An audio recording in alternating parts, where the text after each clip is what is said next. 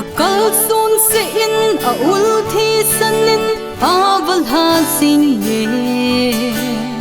ei ho chon sit su hil zalin a ki su gep tai van noi chon se tin cheng po in Calvary hang zo nin atho na ding he na sa in pa kai a chi tai yan thấy na tin chênh thu in thi sân along thai ti lai na tam pakai he so to na si em si git lo na tim van noi mi te tin atho na ding he na sa in pakai a chi tai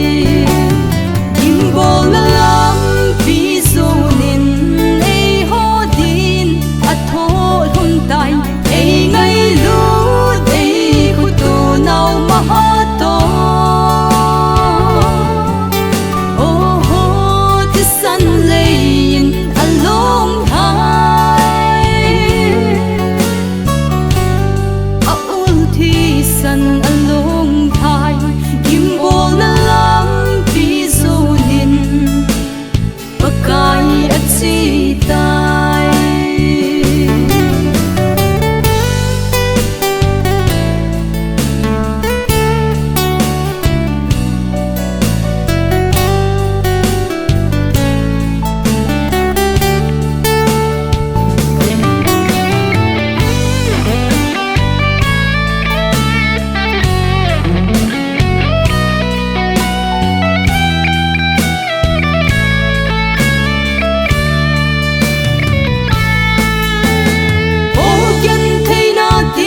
chênh thu in thi sân along thai ti lai na tam pakai he so tho na si em si git lo na dim van noi mi te din atho na ding he na sa in pakai a chi tai kim bol na lam pi zo nin ei ho din a tho hun tai ei ngai lu ei khu tu nau ma ha to oh ho the sun laying along high a ul thi sun along high kim bol na lam pi zo nin